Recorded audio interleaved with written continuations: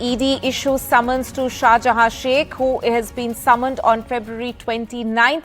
This is the fourth notice which has been issued to Shahjahan Sheikh in the ration scam. Remember, Shahjahan Sheikh, of course, is the person at the center of the Sandeshkhali row because there have been a number of women who have, in fact, filed complaints alleging he's at the center of this entire controversy where they are being and there are complaints of harassment also against him. But ED, of course, looking to question him in the ration scam. Joined by my colleague Mukesh for more on this. Mukesh, ये चौथा समन है शाहजहां शेख के खिलाफ और पिछली बार अगर हम याद करें जब ED की टीम संदेशखाली गई थी तब उनकी टीम के ऊपर अटैक हुई थी, तो उसके बाद से अभी एक महीने से ज्यादा हो गया कि शाहजहां शेख फरार है और अभी तक कोई there is no sign of him, but ED is hoping to question him and have summoned him on 29th of February. जी तोनिमा, देखिए बिल्कुल जो ईडी है उसने शाहजहां शेख को एक और सम्मन भेजा है और 29 फरवरी को पूछताछ के लिए बुलाया है. इसके पहले 3 बार ईडी शाहजहां शेख को सम्मन कर चुकी है, लेकिन शाहजहां शेख एक बार भी ईडी के सामने पेश नहीं हुआ था.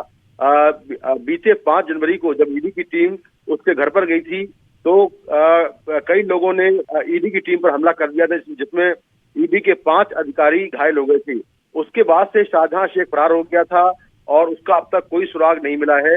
उसके खिलाफ लुकआउट नोटिस भी जारी किया गया है और लगातार उसकी तलाश की जा रही है, लेकिन अब तक वो ईडी के सामने पेश नहीं हुआ है. तो ईडी ने एक और सम्मन जारी किया है और उसको 29 फरवरी को पूछताछ के लिए बुलाया है. वहीं पश्चिम बंगाल का जो कोर्ट है वहां से भी शाहजहां शेख को कहा गया है कि वो 48 घंटे के अंदर ईडी के सामने पेश हो, लेकिन वो अब तक पेश नहीं हुआ है और कल शुक्रवार को 48 घंटे पूरे हो जाएंगे. तो अगर कल तक वो ईडी के सामने पेश नहीं हुआ तो ये हो सकता है कि कोर्ट से भी उसके खिलाफ गैर जमानती यानी कि नॉन अवेलेबल वारंट उसके खिलाफ निकल जाए. तो शाहजहां शेख लगातार गायब है और ईडी इसकी तलाश कर रही है. इसके अलावा पश्चिम बंगाल पुलिस भी उसकी तलाश कर रही, क्योंकि कई महिलाओं ने उस पर सेक्सुअल असॉल्ट के आरोप लगाए हैं. तो ईडी जो है राशन घोटाले में मनी लॉन्ड्रिंग की जांच कर रही है और ईडी ने उसको एक बार फिर से सम्मन किया है. अब देखना होगा कि 29 फरवरी को वो ईडी के सामने पेश होता है या नहीं होता है. जी Mukesh, thank you so much for joining us on that top story. Meanwhile, the Bengal BJP chief Suvendu Majumdar has finally met Sandeshkhali victims' families, and a BJP delegation after that, which was led by Suvendu Majumdar himself, also visited the Bengal governor. Remember that there's a delegation of Bengal BJP women leaders who are planning to visit Sandeshkhali on Friday. So a flurry of activities as far as BJP is concerned in Sandeshkhali, and listen into what Suvendu Majumdar had to say after that meeting. देखिए 144 अभी सिर्फ BJP के लिए ही लगा हुआ है, क्योंकि TMC के एमएलए तो 50 लोग लेके घूम रहे हैं इधर उधर, उनके लिए तो 144 नहीं है. It's a partial 144, only applicable in case of BJP workers and BJP leaders. For others, specially for Trinamool Congress, it is not applicable. यहाँ तक कि जिस दिन सीपीएम घुसी थी उस दिन भी उनके साथ बहुत सारे लोग गए थे, उनको अलाउ किया गया. आज हमारे साथ अलाउ नहीं किया. देखिए सारे विषय पे महामहिम गवर्नर साहब का ध्यान है, वो ऊपर होम मिनिस्ट्री को भी सब बता रहे हैं. आगे आने वाले समय में रिपोर्ट अगर उनसे मांगा जाएगा तो रिपोर्ट भी भेजेंगे. Shifting focus now to Maharashtra, and both the NDA as well as the India bloc are racing to finalize seat sharing ahead of the Lok Sabha elections, and Maharashtra is a key battleground state. Now, as per the latest, Rahul Gandhi and Uddhav Thackeray had a phone call on seat sharing deal, and the needle seems to be stuck on finalizing candidates for 8 seats. Ronak Kukre has more. जी देखिए, कुछ देर पहले ही उद्धव ठाकरे ने राहुल गांधी से seat बंटवारे को लेकर बातचीत की है. दरअसल 3 से 4 राउंड की बैठक महाविकास आघाड़ी के घटक दलों के बीच हुई है, लेकिन अब तक सीट शेयरिंग का फॉर्मूला फाइनल नहीं हो पाया है और उद्धव ठाकरे चाहते हैं कि इस पर जल्द से जल्द मोहर लगे और इसीलिए ये बातचीत हुई है. हमें ये भी जानकारी मिल रही है कि 48 सीटें जो महाराष्ट्र की लोकसभा की है उसमें से 8 सीटों पर अब भी बातचीत जो है वो फाइनल नहीं हो पाई है. और एनसीपी प्रमुख शरद पवार और उद्धव ठाकरे की बातचीत के बाद उद्धव ठाकरे ने राहुल गांधी से बात की है और कहा जा रहा है कि 27 तारीख को जब महाविकास आघाड़ी की बैठक हो रही है मुंबई में, उस दिन लगभग इस पर मोहर लग जाएगी. Now, in another boost for the India bloc, the Congress and the Aam Aadmi Party have struck a deal to divide Delhi's 7 Lok Sabha seats. Now, this comes a day after the former agreed to a deal with the Samajwadi Party for 80 seats in Uttar Pradesh. Now, not just Delhi, AAP and Congress have also finalized deals for Goa, Haryana and Gujarat. A further boost to the India bloc, with the Congress and AAP reportedly agreeing to a seat-sharing deal in Delhi after months of hard negotiation. Well, sources said that Aam Aadmi Party will field its candidates from Northwest, West, South Delhi in addition to New Delhi constituency, while on the other side Congress will contest from East, Northeast and Chandni Chowk constituency. Remember, in 2019, Bharatiya Janata Party swept all 7 seats of Delhi. The Congress-AAP breakthrough comes just 24 hours after the Congress and Akhilesh Yadav Samajwadi Party sealed a deal in Uttar Pradesh, politically the most crucial state for the Lok Sabha polls with 80 seats. The two agreed to a 63-17 divide, with the Congress getting its family bastions of Raebareli and Amethi, as well as Mr. Modi's constituency of Varanasi. But another crucial state, Punjab, remaining a stumbling block. Hopes of an agreement in that state, which the AAP won off the Congress in February 2022, were dashed after Arvind Kejriwal last week said that his party would contest all 13 Lok Sabha seats. The Congress-AAP's inability to find common ground in Punjab has underlined tension within the India bloc, with smaller members unable to agree to seat-sharing deals with the Congress. Whether the Congress-AAP's Delhi alliance will help break the deadlock in Punjab is still not clear. With Congress and Aam Aadmi Party coming together for 2024 Lok Sabha polls, it is to be seen now that whether this alliance can defeat Modi-led NDA. With video journalist Stephen Antony, this is Aishwarya Jain for NDTV. But there's a hiccup amid the AAP Congress seat-sharing deal in Gujarat. Now, as per reports, Congress has offered the Bharuch seat to Aam Aadmi Party. Bharuch is traditionally late Congress leader Ahmed Patel's bastion. In fact, Ahmed Patel's daughter Mumtaz had sought to contest from the seat. Now, her brother Faisal Patel has said that he won't support the alliance in Gujarat and said that it will be much easier for Congress to win the seat. देखिए, कांग्रेस एक democratic party है और ये जो India alliance गठबंधन जो है हमारे देश के लिए बहुत ज़रूरी है और अलायंस में जो भी होगा निर्णय होगा वो कांग्रेस पार्टी को ही अगर कैंडिडेचर ये मिले तो ही कांग्रेस पार्टी को फ़ायदा होगा और इंडिया अलायंस को भी फ़ायदा होगा। आम आदमी पार्टी की जो स्ट्रेंथ है हमारे एक ही असेंबली सीट में है, उसके अलावा उन्होंने 2022 में भी हर असेंबली में उन्होंने अपना डिपॉजिट भी लूज़ किया कि हम अलायंस में ये अलायंस नहीं चाहते हैं भरूच डिस्ट्रिक्ट में कि ये हमें कांग्रेस को ही मिलनी चाहिए ये सीट और जो पार्टी वर्कर्स जैसे कह रहे हैं मैं भी वैसे करते रहूँगा, मैं इस अलायंस को सपोर्ट ज़रूर नहीं करूँगा। Meanwhile, Akhilesh Yadav has said he will finally join Rahul Gandhi's Yatra, which is currently going through Uttar Pradesh. This comes after days of uncertainty where Akhilesh Yadav has finally said yes. Remember, his nod to join the Rahul Gandhi's Bharat Jodo Nyaya Yatra comes a day after seat-sharing deal was finalized between the two parties. जाएंगे हम यात्रा में जाएंगे और उनका बहुत जल्दी विस्तृत कार्यक्रम आने वाला है। जो आगरा में कार्यक्रम होगा उसमें विस्तृत कार्यक्रम आने के बाद मैं शामिल होऊंगा। Meanwhile, Kerala Chief Minister Pinarayi Vijayan has announced a gender audit that will be conducted in workplaces in the state and steps will be taken to ensure equal pay for women at par with men. He had said that jobs should be made more favorable for women. സ്ത്രീകൾക്ക് വിദ്യാഭ്യാസം നൽകുന്നതിൽ മാത്രമാണ് ഊന്നൽ നൽകിയിരുന്നത്. എന്നാൽ ഇനി മുതൽ തൊഴിൽ ശക്തിയിൽ പങ്കാളികളാകേണ്ടതിന്റെ ആവശ്യകത കൂടി ബോധ്യപ്പെടുത്തേണ്ടതുണ്ട്. തൊഴിലിടങ്ങൾ സ്ത്രീകൾക്ക് അനുകൂലമാക്കേണ്ടതുണ്ട്. അതിനായി ജോലിസ്ഥലങ്ങളിൽ ലിംഗ ഓഡിറ്റിംഗ് നടത്തുകയും തുല്യവേതനം ഉറപ്പുവരുത്തുകയും ചെയ്യും. കരിയർ മുന്നേറ്റത്തിനുള്ള വഴികളുണ്ടോ എന്നതും തുല്യ അവസരങ്ങളുണ്ടോ എന്നതും പരിശോധിക്കും. Staying with news from the south, and there was ruckus in the Karnataka Assembly as the Assembly passed a resolution against the centre's tax devolution, claiming stepmotherly treatment from the centre and alleging that the centre was cheating the state of a fair share in taxes. Now, BJP MLAs protested and rushed to the well of the House, alleging that the state government had kept the House in the dark about the resolution and did not reveal it in the agenda.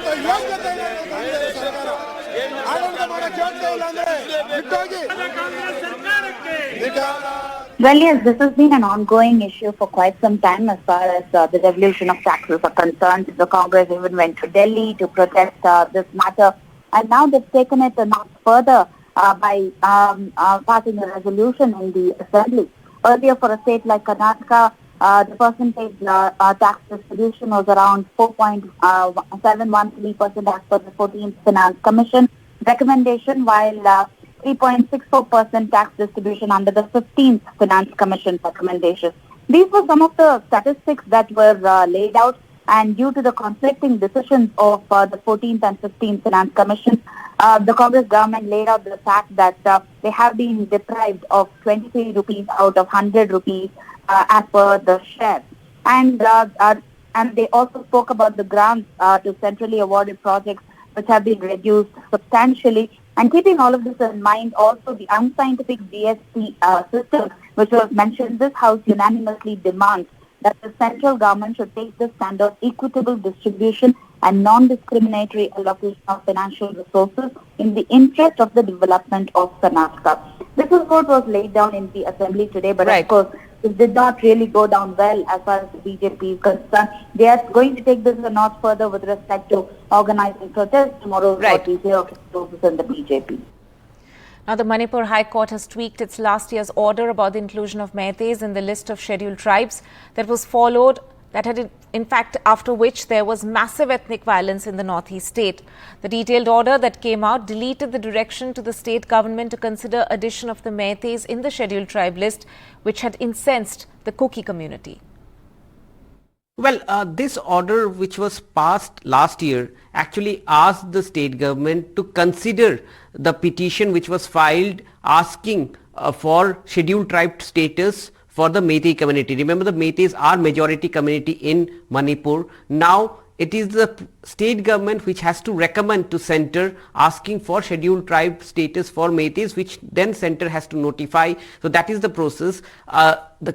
In that order, 4 weeks time was given to the state government to send a reply to the centre in connection to this petition which is there in which has been heard by the Manipur High Court. But at that point of time, remember, there were initially protests, and those protests initially were peaceful protests by the tribal groups, because a section of the groups also perceived this, that within 4 weeks time the Meitei community, which is the majority community, would get the scheduled tribe status, which was not the case, because the order at that point of time had only asked for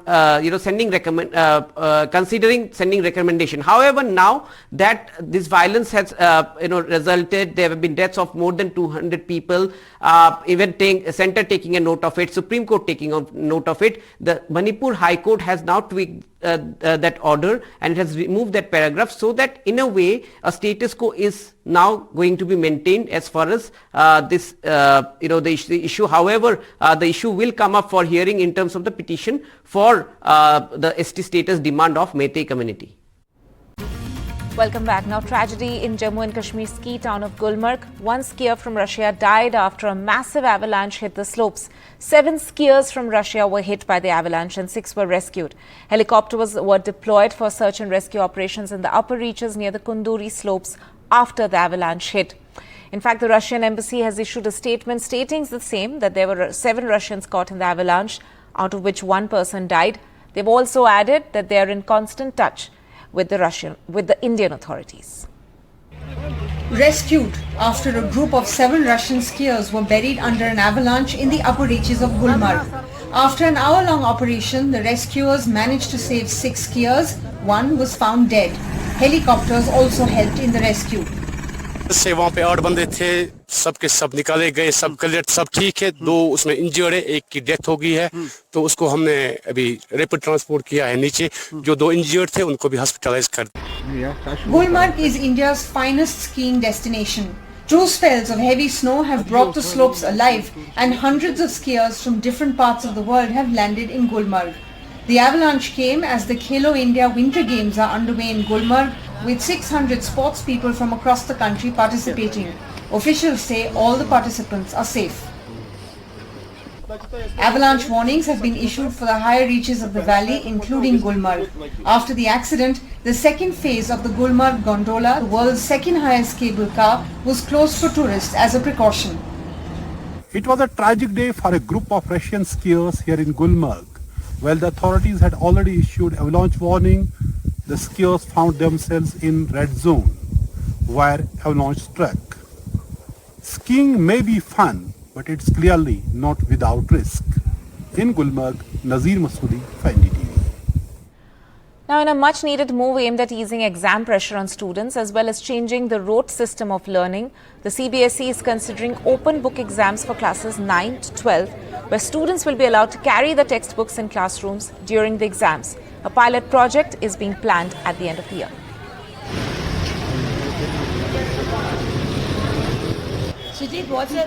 An innovative move aimed at easing exam pressure on students.